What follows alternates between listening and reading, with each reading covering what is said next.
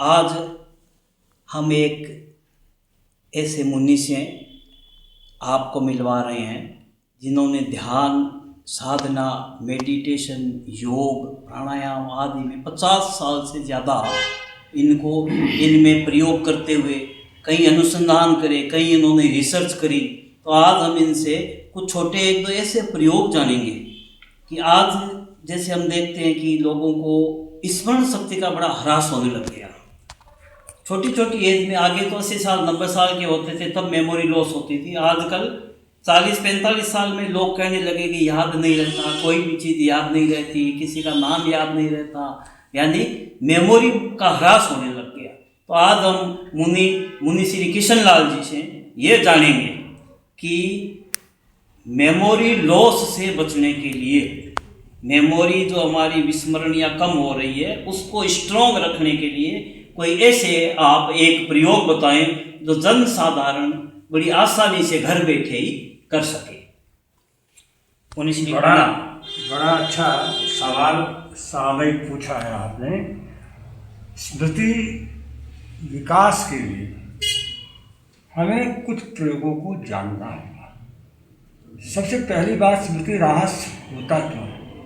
जो कफ प्रकृति के हैं उनको स्मृति का ह्रास ज़्यादा होगा, इसलिए ठंडा खाना, ठंडा पीना, ठंडा प्रयोग करना, ये थोड़ा सा ध्यान रखा जाए।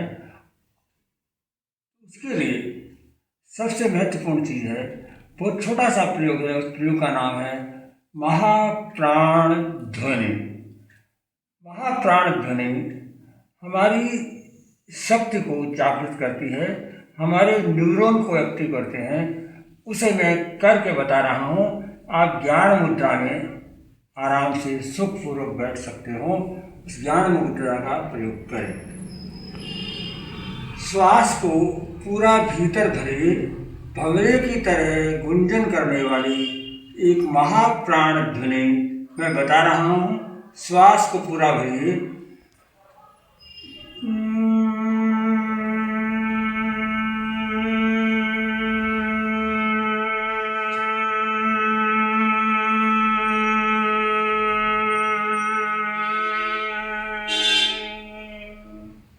पुनः श्वास भरिए और श्वास भर करके अपने महाप्राण ध्वनि का प्रयोग करें। अपने राइट हैंड को मस्तक पर रखिए।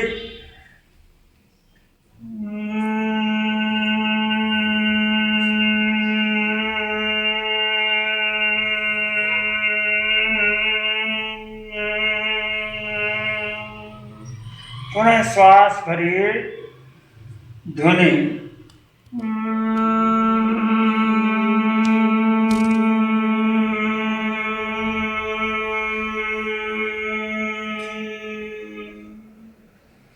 इस ध्वनि से आपके न्यूरॉन एक्टिव होंगे। आपने महसूस किया आपके मस्तिष्क में वाइब्रेशन, कंपन हो रहे थे। तो हमारी स्मृति को सुरक्षित रखने वाला तत्व है हमारे न्यूरॉन। वो मस्तिष्क में रहते हैं और उनको जब हमने ध्वनि की तो वो एक्टिव होते हैं। इससे हमारी स्मृति का विकास होता है।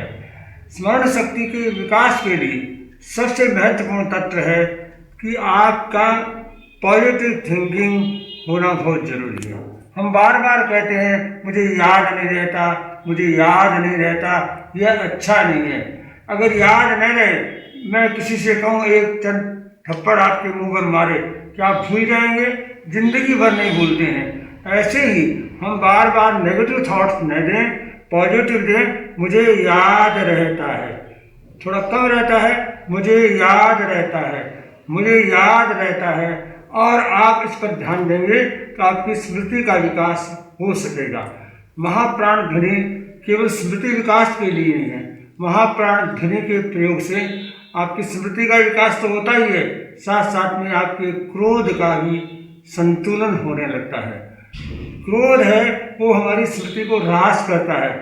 तो स्मृति विकास के लिए, क्रोध को संतुलित करने के लिए महाप्राण ध्वनि का प्रयोग महत्वपूर्ण है। महत्वपूर्ण प्रयोग को आप करेंगे तो आप स्वयं प्राप्त लाभ होगा। कम से कम बच्चों को 10 बार महाप्राण ध्वनि का प्रयोग दिन में 1 बार करना चाहिए, जिससे उनकी स्मृति का विकास हो सकता है। ये आपने अभी बताया मुनिश्री की 10 बार दिन में, तो आम आदमी को दिन में 10 बार, तो अब हम लोग ऑफिस वाले हैं, दुकान वाले हैं, फैक्ट्री वाले हैं, इधर चले जाते हैं, उधर चले जाते हैं, सुबह सुबह अगर हम एक साथ में इसको 10 बार कर ले, महाप्राण ध्वनि जो आपने बताई कि मेमोरी स्मरण शक्ति बढ़ाने के लिए महाप्राण ध्वनि बहुत ही उच्च दर्जे का एक प्रयोग है, तो हम इसको सुबह सुबह अगर करें तो क्या इससे ज्यादा लाभ हमको मिलेगा? सुबह भी कर सकते हैं, शाम को भी कर सकते हैं आप, लेकिन एक बात है, आपका होना जरूरी है 10 बार। अगर ऐसा करेंगे तो निस्संदेह आपकी स्मृति का विकास होगा। एक बात और आप ध्यान दीजिए, स्मृति विकास के साथ साथ में आपका पॉजिटिव थिंकिंग भी बहुत जरूरी है। नेगेटिव थॉट्स दूर रखिए और पॉजिटिव थिंकिंग अपने बारे में रखिए। जब आपने कहा महाप्राण ध्वनि आप कर रहे थे, न्यूरॉन आपके एक्टिव होते, न्यूरॉन एक्टिव होते ही आपकी मेमोरी पावर शार्प होने लगती है, आपका याददाश्त अच्छी होने लगती है। आपने ये एक छोटा सा प्रयोग तो हर आदमी के लिए बहुत उपयोगी है, स्मरण शक्ति को बढ़ाने के लिए हम आपका बहुत बहुत आपके प्रति कृतज्ञता ज्ञापित करते हैं। हम महानुभाव फिर हम मुनिश्री से ऐसे ही कई छोटे छोटे प्रयोग आप लोगों तक पहुंचाते रहेंगे। मुनिश्री प्रणाम, कर्तव्यों में बहुत अच्छा।